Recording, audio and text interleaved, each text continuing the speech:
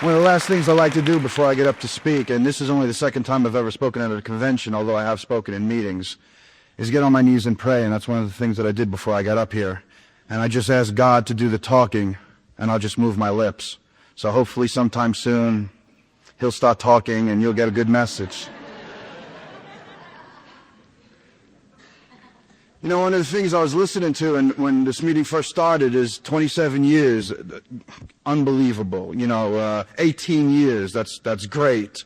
A couple of people with 13 years, that's like Narcotics Anonymous is growing. It proves to me that Narcotics Anonymous is what it is and it's supposed to be the way it is. And people stopped going elsewhere when they got some time, and they stayed here, and that's why Narcotics Anonymous is growing like it is.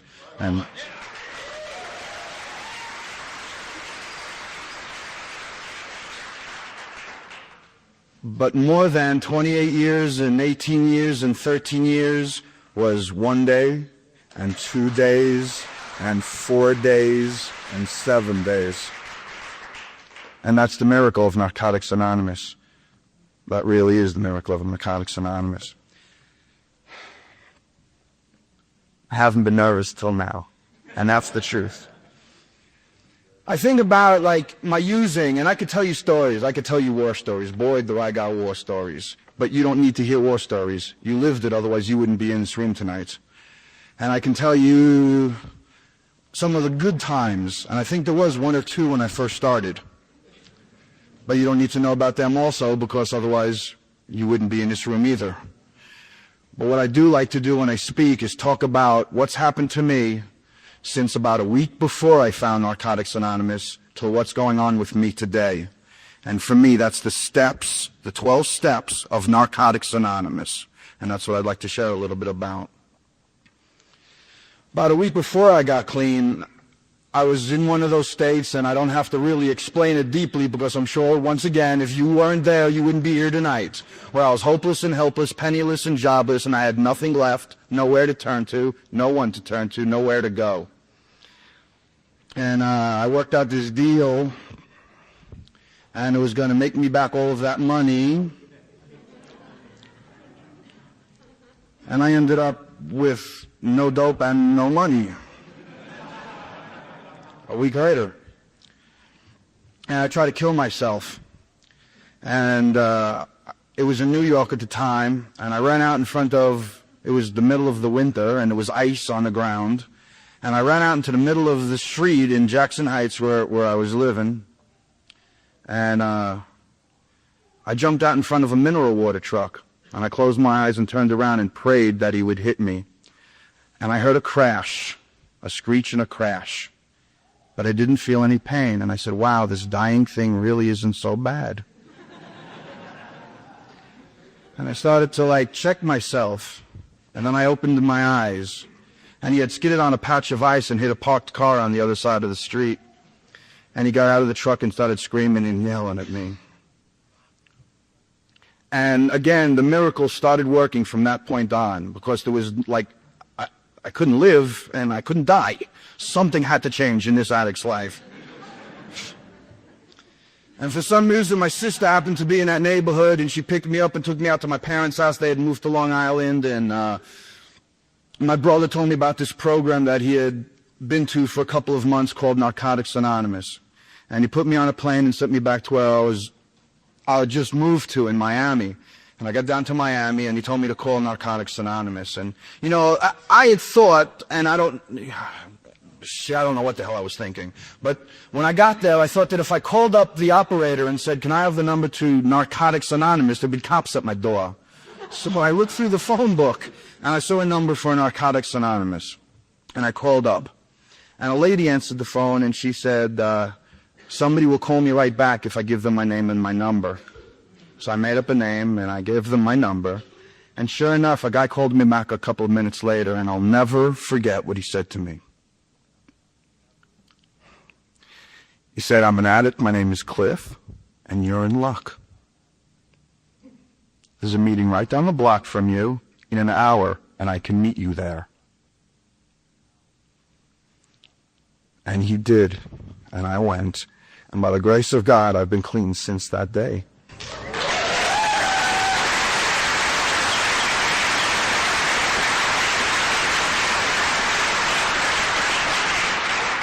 That was like the first time I felt that like I really was in luck, that like things had started to change. This guy called me back just like this lady said. He met me at the meeting. And I can't tell you a whole lot about that first meeting. I really can't. I have no idea what went on for like the first 3 weeks, except that I shook and I sweated and I puked. 3 weeks straight. But I do remember people saying, work their steps or die, motherfucker. And I do remember people saying, keep coming back. Those are the two things I remember. Well, I rode up to that first meeting on my motorcycle, and I was wearing my leather jacket, and had my boots on, and my jeans, and a black t-shirt.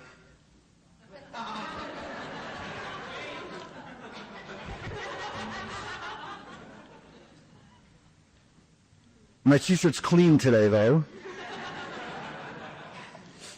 And for Lisa, I want her to know that my hair is down. So if you guys would say, you know, yes or no, my hair is down. Come on, come on, come on.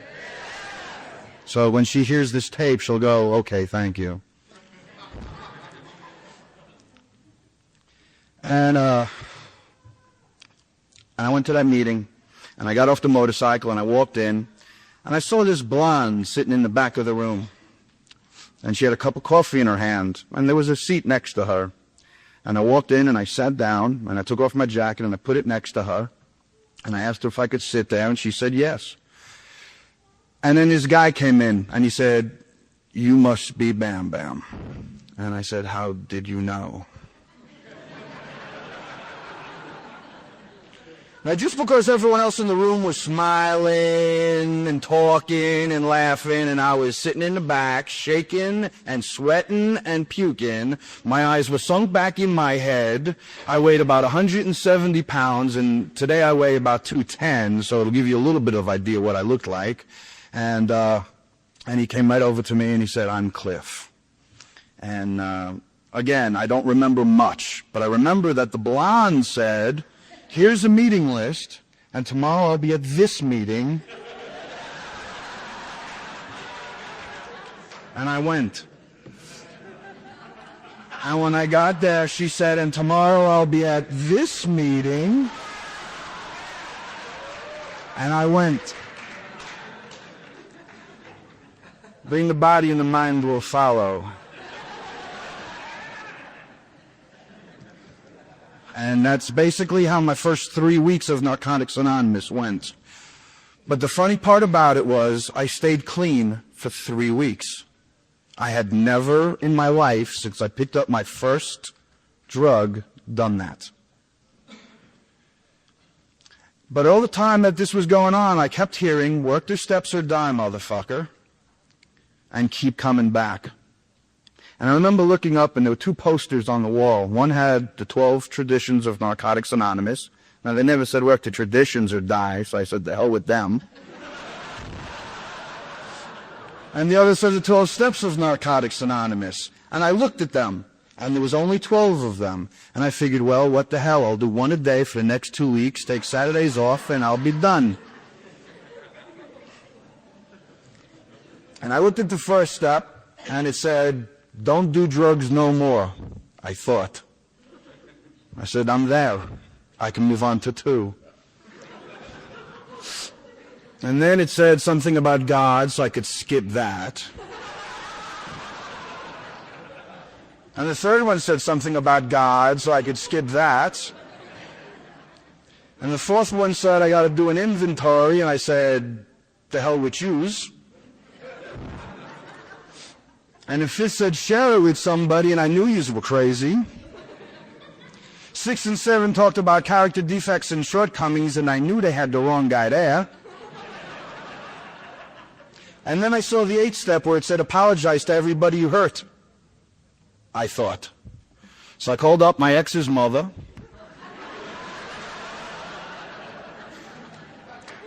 He said, it's me. I got 3 weeks clean. And everything's going to be okay now. And she said, you're an asshole, you always were an asshole, you always will be an asshole, and she hung up on me. I didn't exactly get the response I was looking for. And the 9th looked like it said the same thing, and the 10th said something about, we were talking again, once again, and 11 was God again, and the 12th said something like, now I didn't bother with spiritual awakening, and I didn't bother with principles in all your affairs. All I saw was help another addict. And I was living in Miami, and I was walking down Galloway Road, and I saw this guy walking past this convenience store where I was walking the opposite way, and he was smoking this drug, walking down the street. And I went over to him, and I grabbed the drug out of his mouth, and I told him all about this great program that could help him the way it was helping me. And I didn't exactly get the response I was looking for from him either. And I went back to another meeting the next day, and I heard somebody say, get a sponsor. So I went up to this guy, and I said, would you be my sponsor? And he said, sure. I said, Narcotics Anonymous steps don't work. He said, what do you mean it don't work? I told him, well, my experience with the 12 steps of Narcotics Anonymous. And he said, the steps are in order for a reason. And I said, well, what reason is that? He said, because when you work them in the way you work them, they don't work. I fired him.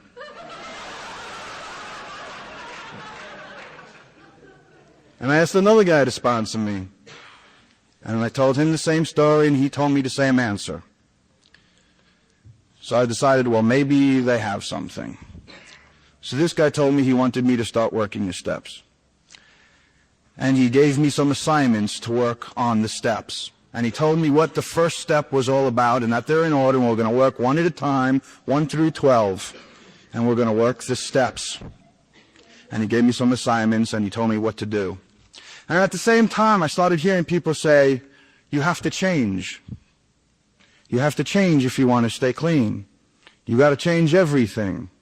So I cut my hair, started wearing button-down Oxford shirts and Fiorucci pants and Italian leather loafers, and I was a miserable son of a bitch.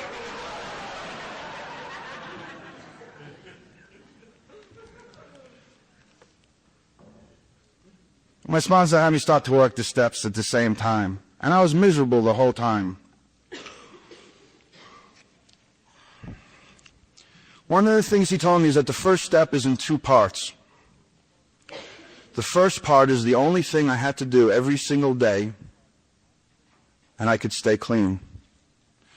The second half started me on changing, and that the 11 and a half steps that followed that first half was what was going to change me and keep me clean.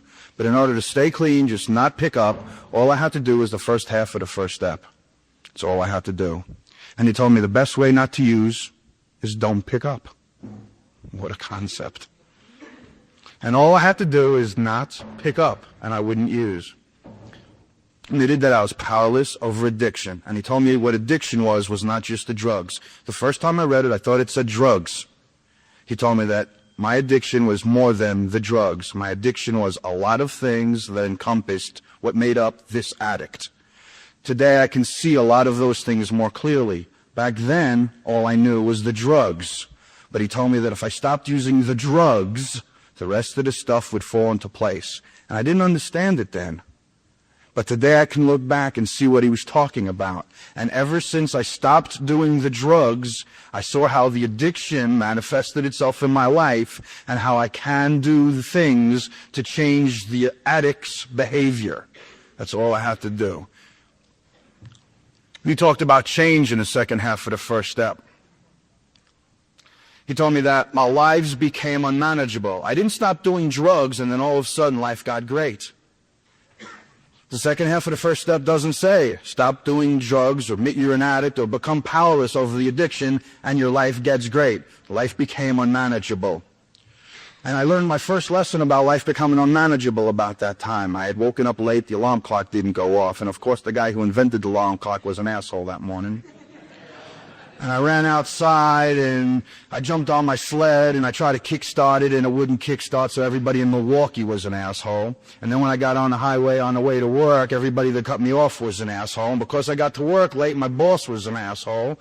And he told me to go home When I got home, my old lady was being an asshole, so I called up my sponsor and I said, you know, everybody is being an asshole. And he told me if I changed my attitude, there'd be one less asshole.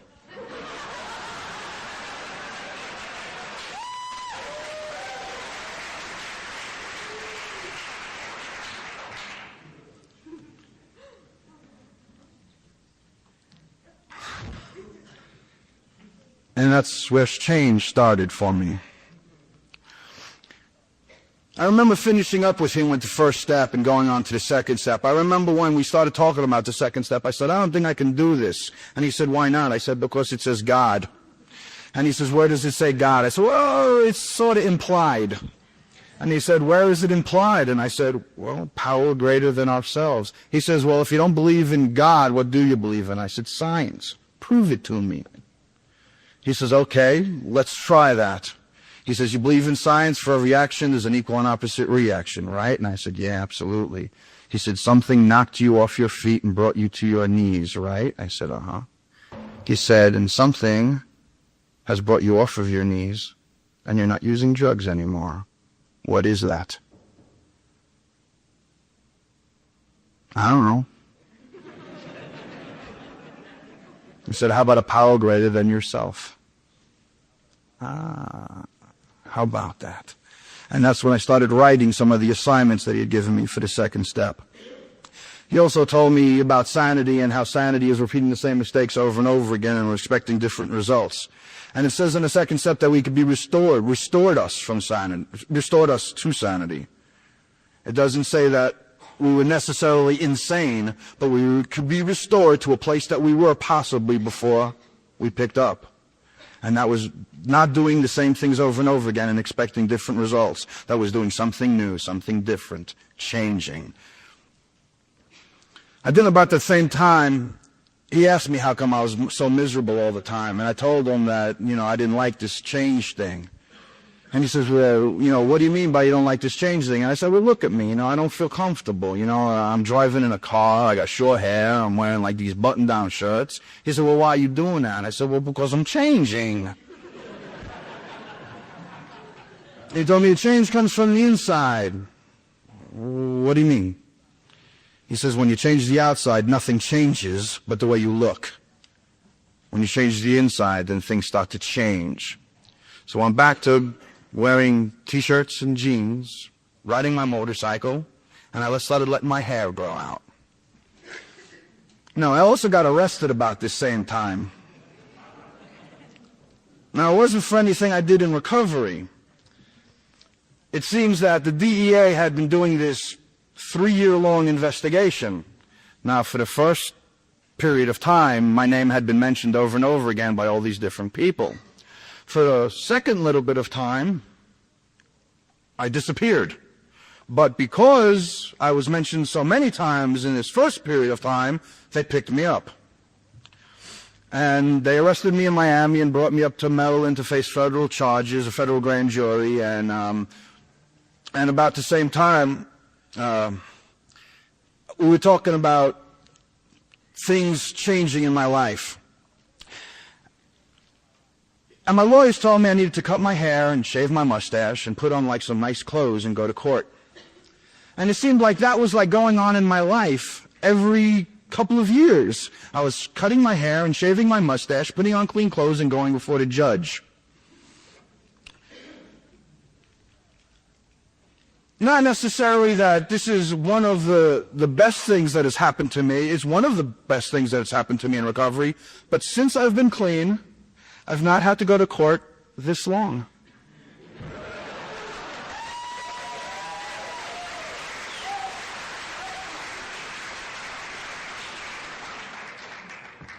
It's amazing what staying clean can do. And all the people that were there with me when I faced this grand jury all had to do time. And for some reason, I got probation. I got a federal probation, but it was still probation. I didn't have to do a single night in jail after I went before the grand jury. And everyone else did. And I know that's got to be another result of working the program. And I don't know why, and I don't know how. And you know, I started working on the third step about that same time. I started, and this power greater than myself thing was okay, but I had this problem with God. I really had this problem with God. Because I was brought up in a Jewish home. And my parents, they weren't really religious, but they liked me to know about the Jewish religion. And so I started getting religious on my own, because when I start something, I like go full blast at it. Not that anybody here can relate to something like that, but I like get full-hearted into doing whatever it is I'm doing. And it's like, you know, another thing about me is, though, that if I can't do it really good, then I don't do it at all. You know, like I can't play tennis, so I won't even pick up a racket. But like there are other things that I can do really well, so that's what I focus on. Somebody said, you want to play tennis? Nah, I don't do that. I don't do that. That's not what I do. But there are other things that I like to do, and this is one of those things. They're like, I got really Jewish.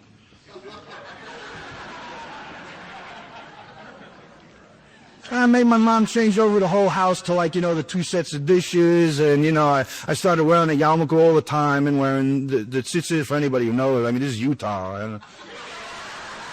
What amazing part of talking about diddlers each there? I don't know.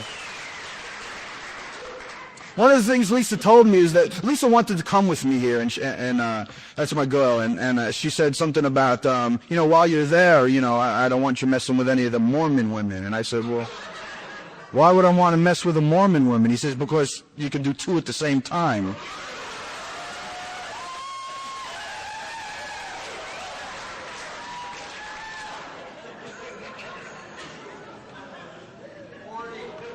Sorty.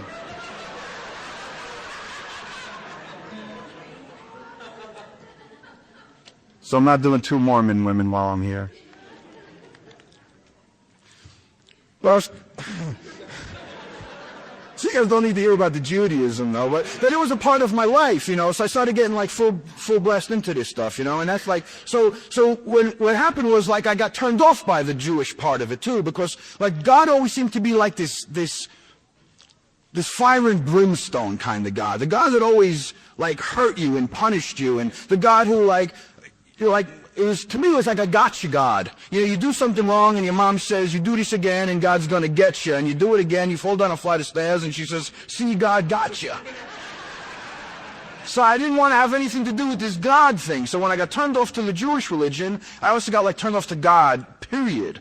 So when my sponsor started telling me about the third step, we started working it, it's like God was like really a tough thing for me to like really get into. It just, like, I just didn't, I didn't want to do it, you know. It was like one of those things like tennis. I just didn't want to do it. And then he asked me to read it, and I read it. And he asked me to read it again, and I read it again. And he asked me to read it again, and I read it again. And then I saw something that I hadn't seen before that. And I see it all of the time now. There were 4 words at the end of the third step. They're also repeated one other time in the steps. And those 4 words are written differently than any other words in any of the steps. Both times they're written.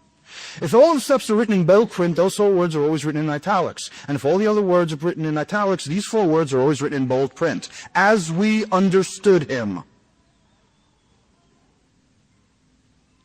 To me, that meant because they were different, they had to be a little bit more important. And so I took a look at those 4 words and tried to figure out what they meant as we understood him. But what to me it started to mean was that it didn't have to be the God of my misunderstanding. It didn't have to be that gotcha God. It didn't have to be the God of my upbringing. It didn't have to be the God of my rabbi or anybody else who wanted to throw God down my throat.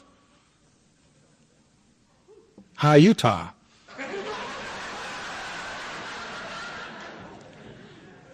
It was a God as we understood him. So I was living with this girl at the time, the girl who sat in the back of the rooms with the blonde hair. And I said to her, what's the difference between God's will and my will? And she said, anything that you want to do without consulting somebody else first is your will. Anything I want you to do is God's will.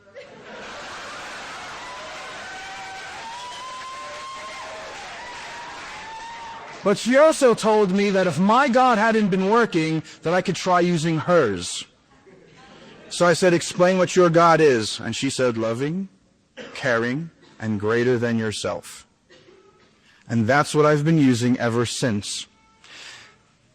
And the only thing I do now is I add some other things like a sense of humor and some other things to get me over those pitfalls. And, I don't even think of them as like hurdles anymore. It's like, God doesn't throw roadblocks in my path. He gives me things to work out.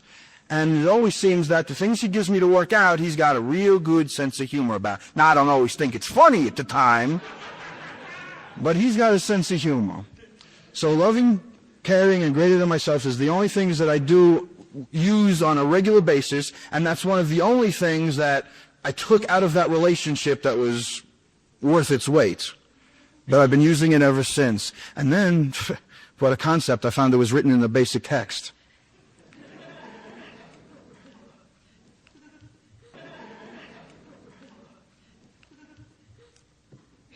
As we understood and became real important, I took a little bit of what you believed in, a little bit of what you believed in, a little bit of what you believed in, and I put it all together. And as we understood, it meant that there was no religious affiliation with God.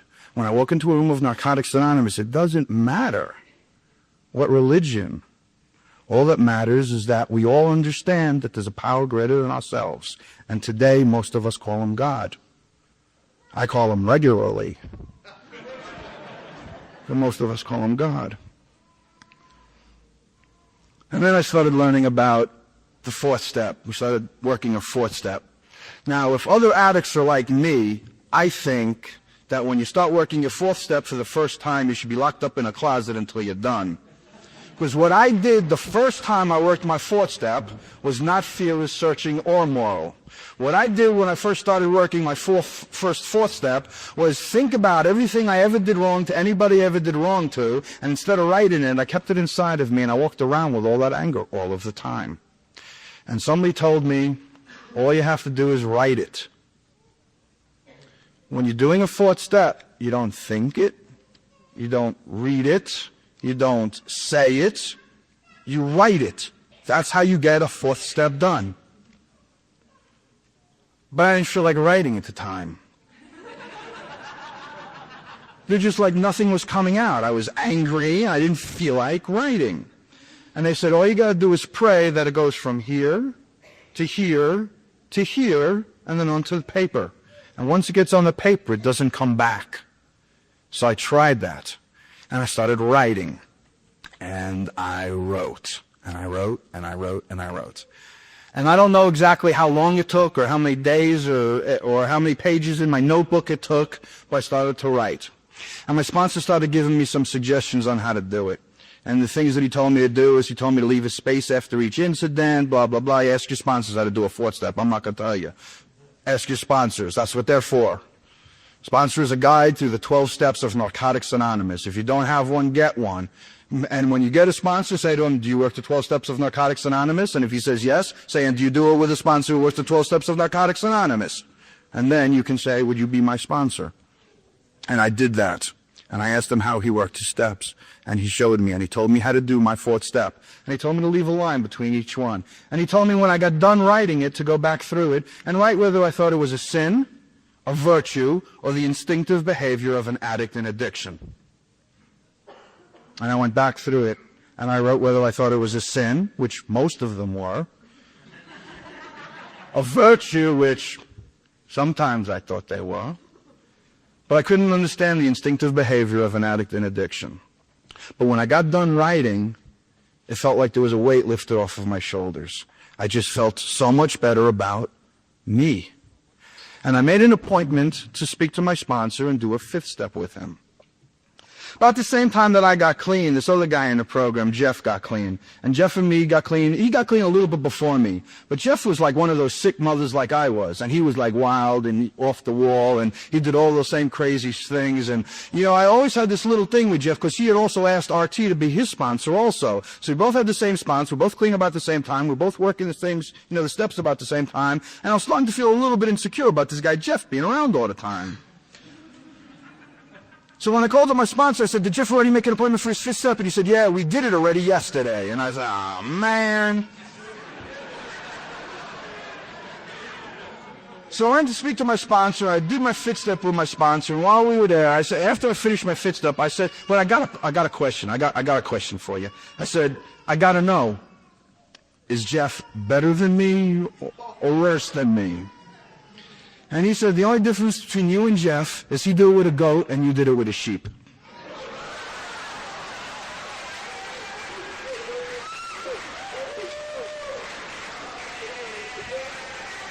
Nah, I'm kidding. The sheep backed up into me, I swear.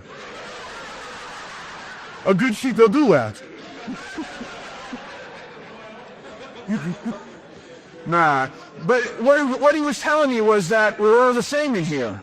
That's what he was trying to tell me, that there's not any differences. That what's the difference between the goat and the sheep? What's the difference between how many different ways I can prostitute myself when I'm using? That most of the things in my fifth step, most of the things that I've written down in my fourth step was the instinctive behavior of an addict in addiction. That there's nobody in here that's worse or better. That we are all the same. We're all the same. Nobody's better, nobody's worse. So it doesn't matter what your religious background is. It doesn't matter what your sexual orientation is. It doesn't matter who you did, what you did, when you did it.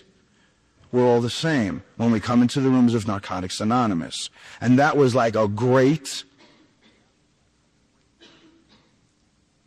education for me at that time. It was just unbelievable what you can learn in just like doing a fifth step. And all of a sudden, I was no longer angry all of the time. I still get angry once in a while, but I was no longer angry all of the time. I was no longer walking around like screaming in people's faces all of the time. I was no longer pushing people out of my way to get a cup of coffee at a meeting. Things had changed a little bit for me. On once in a while, I pushed them out. I just pushed them in the grocery stores.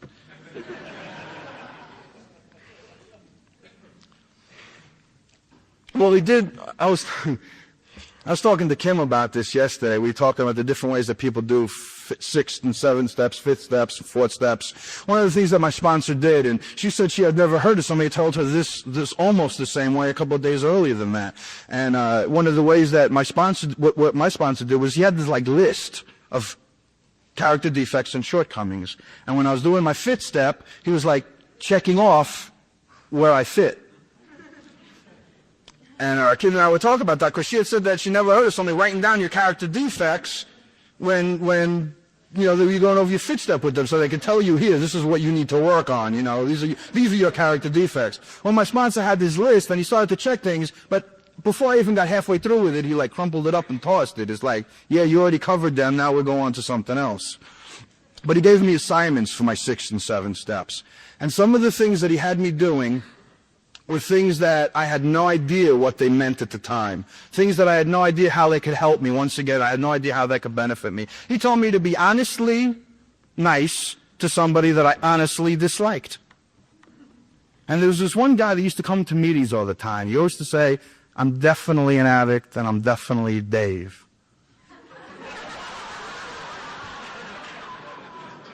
And I honestly disliked this guy.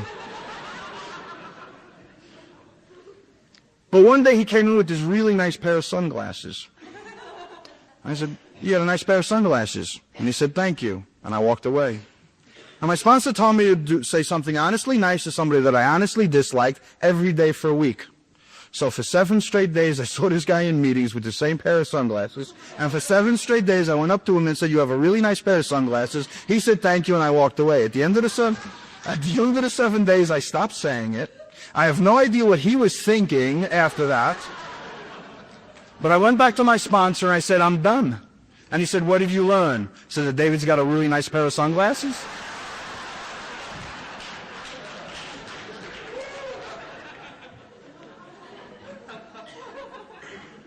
Okay, what did I learn? I learned that you can find something that you honestly like about everybody, no matter how much you honestly dislike them. Because when I come into rooms of Narcotics Anonymous, sometimes I hear these same whiny people whining about the same whiny stuff over and over again every single time I hear them in a meeting. And sometimes I just want to go, shut the hell up. And sometimes I want to go leave the room and come back when they're done. And sometimes I don't even want to go to that meeting anymore because I know that person's going to be there. But nobody is going to keep me out of a room of Narcotics Anonymous.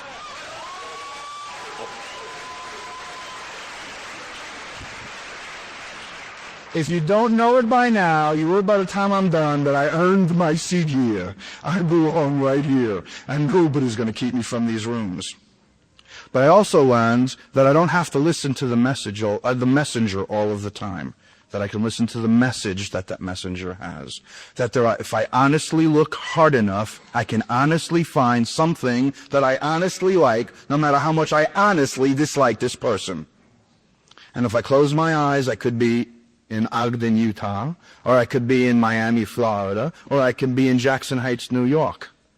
If I close my eyes, it's always the same people that are in these rooms, and these people are sharing recovery. It might be what they almost went out over, or it might be what they learned by staying clean.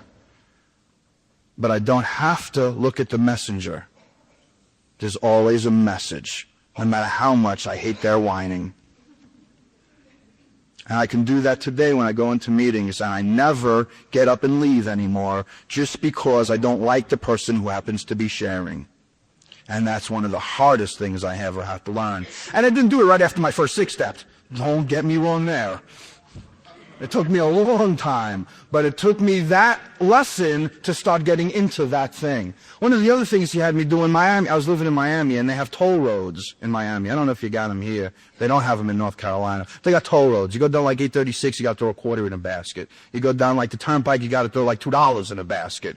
Well, I rode a motorcycle. You don't actually need to go by the basket. So for a lot of years, I never put anything into the toll machines. And as long as you don't hit that little piece of metal that's sitting in front of you, they're never going to catch you. And I did this for a lot of years. When my sponsor told me from now on, do something nice for somebody else without letting them know why you're doing it. So instead of skipping the barrier, I would pull up and I'd say to the lady, this is for me. And this is for the car behind me. And then I'd go, without leaving any reason or explanation. But then what I started to do is I started looking for cars that had girls driving with guys sitting next to them. And I would purl the scooter up in front of them, and I'd say, this is for me, and this is for the car behind me. And I'd pull away slowly. So I could watch the girl say here, and the lady say, no, he paid for you, and watch the boyfriend go, where the hell do you know him from?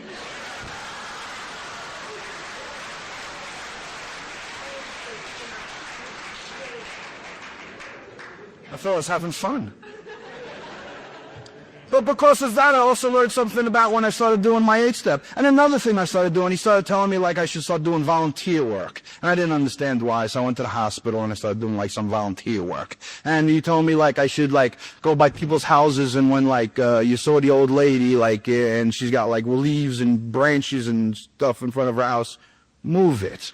You know, it doesn't take anything from me, and it makes things a lot nicer for her. And like if I walk down the street and there's a meter and the guy's time is expired, throw a dime in it. What does it cost me? You know, all those times that I beat the Department of the transportation, and I beat the, motor vehicles, and I beat the insurance companies, and, all these other things that I did. But I didn't know it was like, but I said, well, no, I had a dime, it's a quarter, who cares? What, who cares? I'm clean now, I'm clean. Like, this is amazing. This is amazing. So I started doing things like that. And then when I started working on my 8-step, I thought, again, I said, well, I already tried this. It's like not really too cool, no.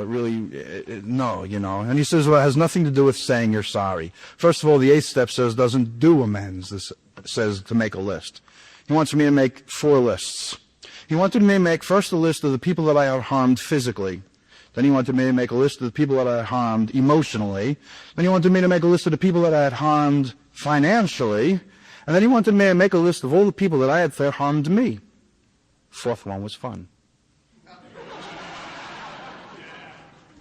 Well, I made this list of people that harmed me emotionally, and we went over it together. And he told me that most of the people that I had written down, ex-wives and ex-girlfriends, the best thing I could do for them is never talk to them again. Don't open up the old wounds. That's for me. Your sponsor might tell you something entirely different. My sponsor told me, don't go there. For my parents, the best thing I could do is not use. No need to try to say I'm sorry, because they don't want to hear that shit no more.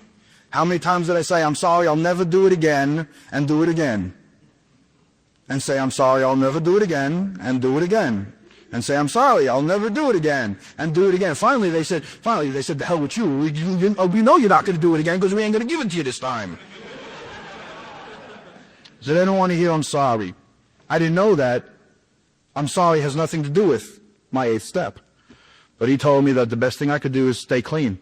If I stayed clean, it would show them that I'll never do it again.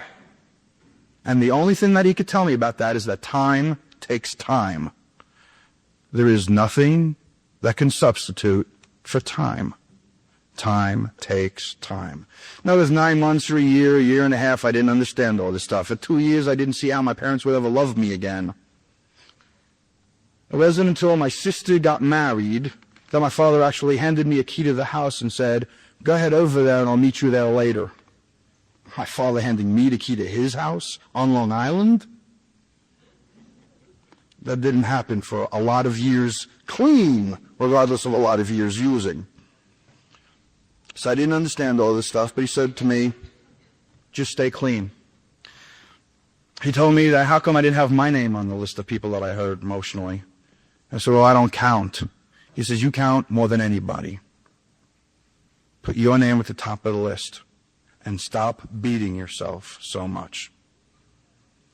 For the list of people I harmed financially, when I got clean, I owed people in the area of $32,000. And that doesn't include drug debts.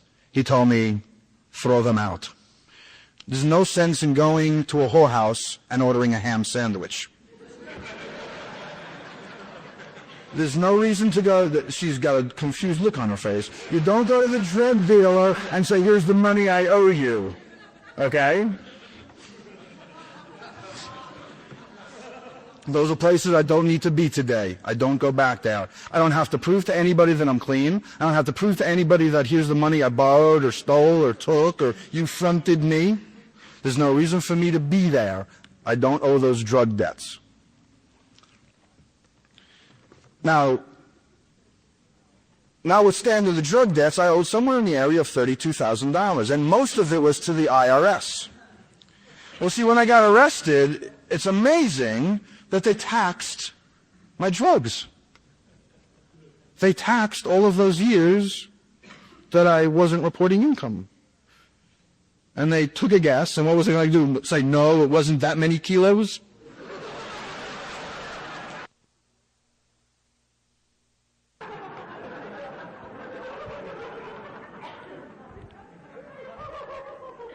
Whatever you say, so that's what I did. Now, the IRS happens to be like one of the best people to have to owe money to, because they take it in payments. Spread it out over 8 years. I know I did. And then finally, after 8 years, I no longer owed them any money. And this year, I expect a tax return.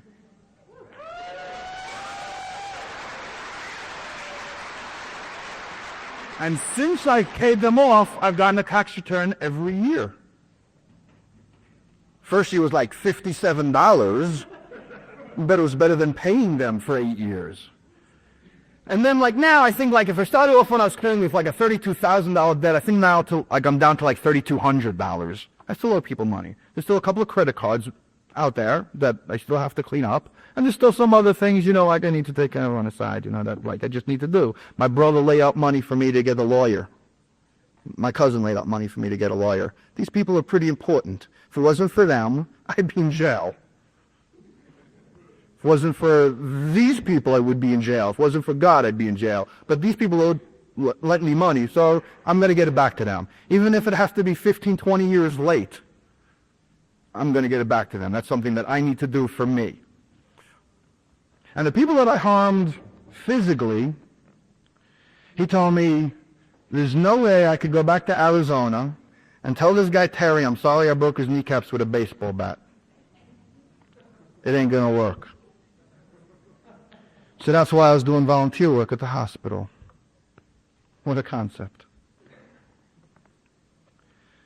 things that he told me to do before I knew why, things that I started doing without understanding why, things that I was learning without having any possible idea of where they would come in, were starting to fall into place. And all because I started working the steps of Narcotics Anonymous.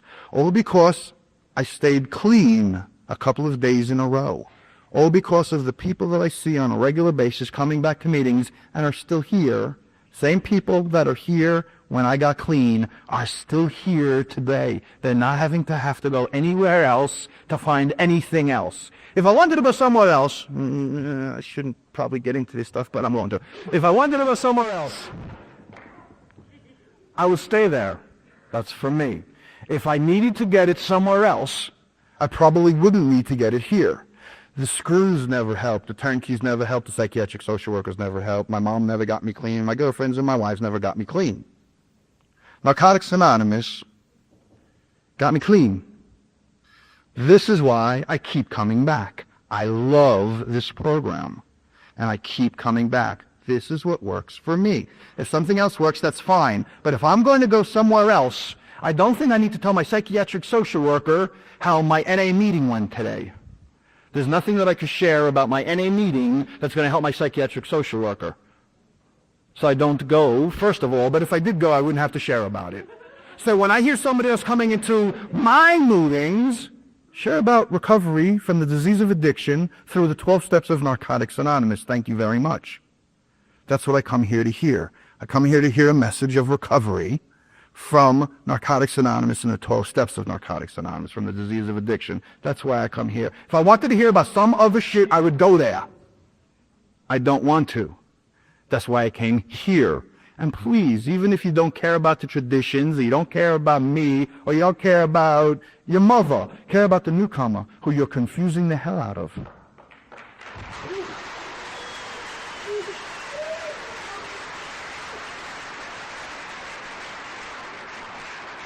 Our first tradition tells us about unity. It tells us that all of our last names are the same. That name is addict. That's what our first tradition talks about. Now, I could hate your guts, but when a newcomer walks into the room and you and me are the only ones in that room, we're going to sit down, we're going to talk about recovery, we'll take him to the coffee shop, he can sleep on our couch, we'll babysit him until he can stay clean again one more day, or until he can do it on his own without us being there. That's what unity is about, because we both have the same last name, and that last name is addict. No other last name. And another real important thing about the first tradition for me is that when I say that I'm an addict, and you say that you're an addict, and you tell me how you stay clean today, I can say I'm just like you, and I can stay clean today too. If you tell me you're anything but, I have an excuse not to try to stay clean that way. If I tell you that I'm anything but, then maybe it won't work for me because I'm not the same as you. But if you're an addict and you told me how you stay clean today, and I'm an addict, I can believe that it can work for me. And all I got to say is, look at this street junkie biker who's clean over 11 years.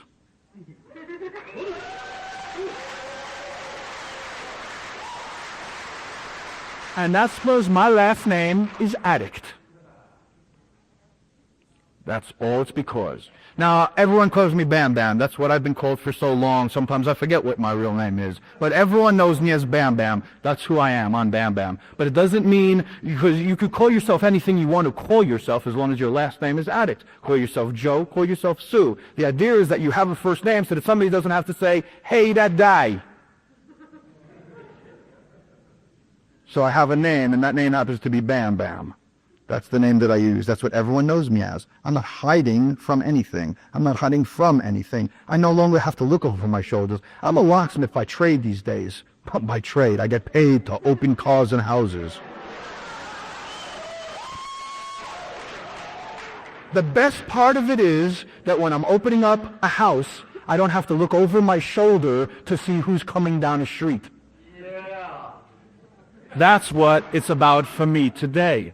Is that I don't have to look over my shoulder. Nobody's hunting me down. Nobody's looking for me. Nobody's trying to get me anymore. Now, the bad side is I've lost that edge. But maybe that's not the bad side. And it's like when I walk into a place or walk in somewhere or I'm around a bunch of people, I can't smell the dope anymore. But maybe that's not so bad. And I don't know who's carrying it. I don't know who's packing anymore. I remember when I first started hugging people, I think Kim remembers this. So I hugging people. I used to check to see if they were packing. That's the only reason I hugged the person in a meeting. I don't do that anymore. I don't have to check to see if the girls are wearing bras, and I have to check to see if the guys are packing pieces. I don't have to do that anymore. Nobody's looking for me. Nobody's out to get me. Nobody wants me. I don't have to look over my shoulder anymore. My last name is Addict. I am so glad to be in a room of Narcotics Anonymous with a bunch of recovering people. I love this program. This is what does it for me. The fourth list that I wrote, the people that I thought I would meet amends. I showed it to my sponsor. I said, okay, I did the other three. I started on them. That's the way I was supposed to do. You gave me assignments. I'm working on it. Now how do I get even with these people? And he took the paper, he crumples it up, he threw it in the garbage can, and he said, now you're even. I said, wait a second. He said, I can write this list. He said, yeah, and you did. He said, but didn't they owe me an amends? He said, why, are they wrecking a program? Well, they should do. That's besides the point. If this program was for people who needed it, there wouldn't be empty seats here. This program is for people who want it. I want it. I want it bad. So that fourth list stayed in the garbage can. I don't know how I feel if I ever ran across these people, but I guess I'm not supposed to have to know. It doesn't really matter today.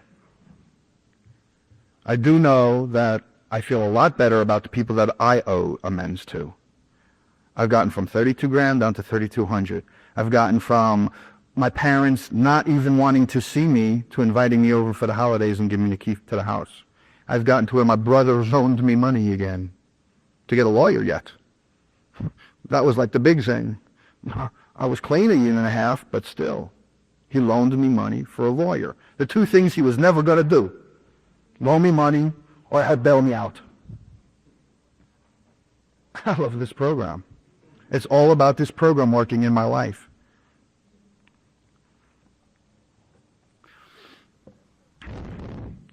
The 10 step for me talks about personal inventory. It talks about the maintenance part of my program. The 11 step for me, I'm just skipping over real quick here. The 11 step for me really gives me the prayer that I use on a regular basis. Prayer and meditation were not two things that this religion gone bad, biker trash kid wanted to deal with. But one of the things that I learned about prayer and meditation, and it's funny because prayer for me, it became real easy at that point. Because now I did believe in a God, because it was a God as we understood him. It was obviously a power greater than me. And the 11th step tells me what I can pray about. It says, I pray only for the knowledge of his word for me and the power to carry that out. I pray for his knowledge and the power to carry that out. That's what I pray for on a regular basis. I don't know what it is. I don't know how to do it.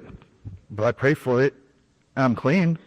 I pray for it, and my life is getting better. I pray for it, and not only do I get to see my kid every other weekend, not only do I get him for 4 weeks during the summer and a couple of holidays, now my girl's got a daughter, and she's with us all of the time now.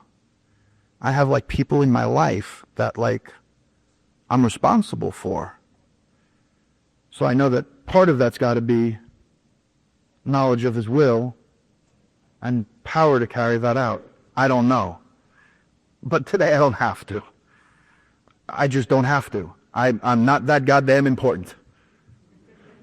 Today I just do what I'm supposed to be doing. And one of the things I try to do is be the best me that I can be today. I'm the best me that I can be. Sometimes that falls short. I'm never going to be Saint Bam Bam.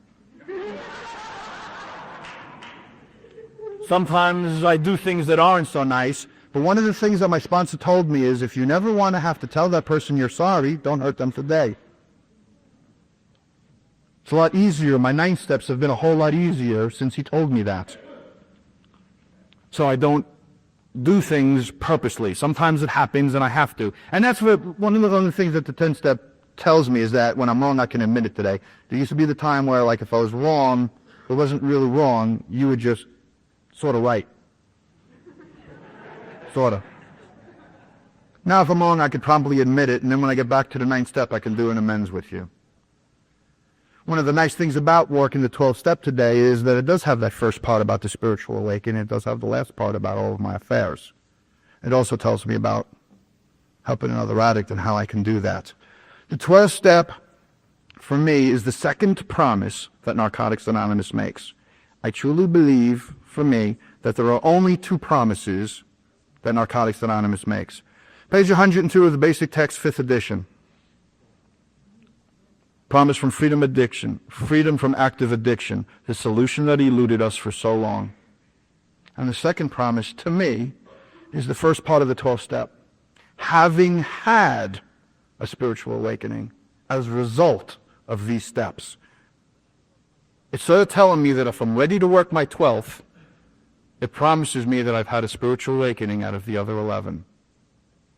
I truly believe that when I started working a 12th step and started doing 12-step calls and started working with the helpline and the H&I subcommittee and working on public information, that I have had that spiritual awakening. Narcotics Anonymous has not failed to provide me with the 2 things that it promised me it would do for me.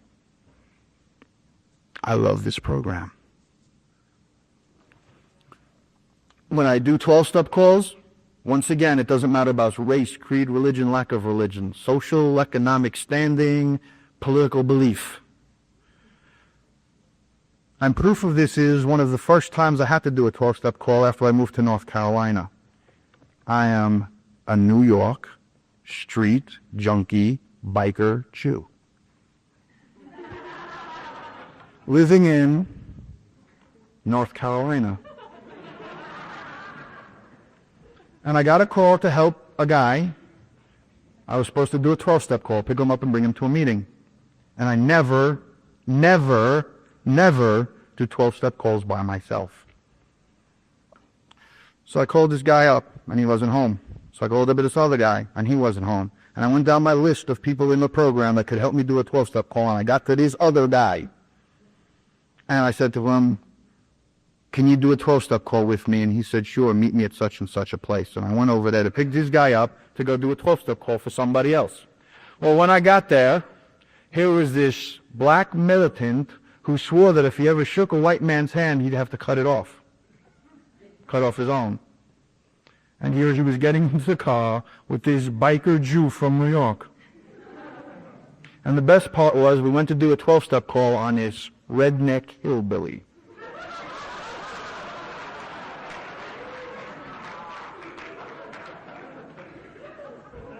Never before had I ever thought that 3 such people could be in the same room. And all 3 lived to tell about it. And the guy's clean today. And that's not even the important part, because for me, doing a 12-step call just means that I'm clean today.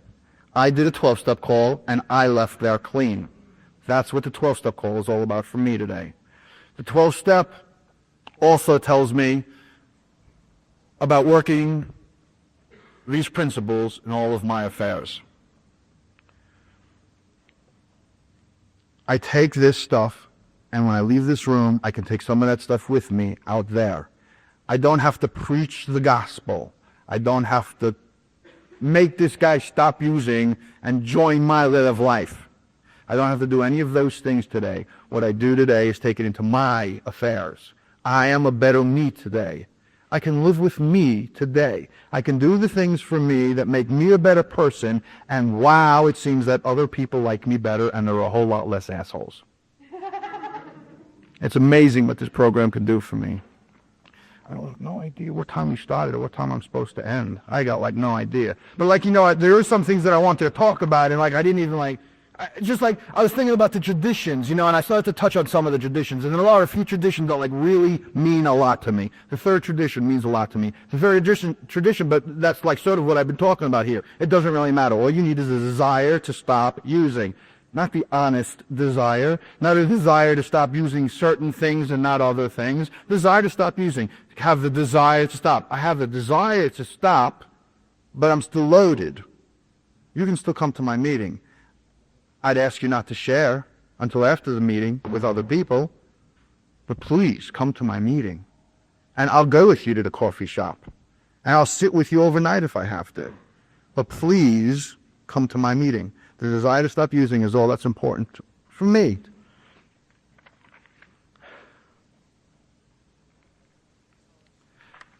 I guess, it's getting late, people are leaving, so I will talk a little bit about, the 12th tradition also, for me. Again, this is only for me. The 12th tradition, in the 12th tradition, it's, man, I don't want to get this wrong, so I got the little white book here. Anonymity is the spiritual foundation of all our traditions, ever reminding us to place principles before personalities. And I hear people say a lot of times in meetings, like at the end of the meeting, they go, what's the 12th tradition? Oh, I'll just do the short version. Fuck it. Or I'll just do the short version. What you see here, who you hear here, let it stay here when you leave here. That's not what the 12th tradition says. What's said in meetings stays in meetings. If I could not take from meeting to meeting some of the things that I've heard in a meeting, I'd have nothing to say to you tonight.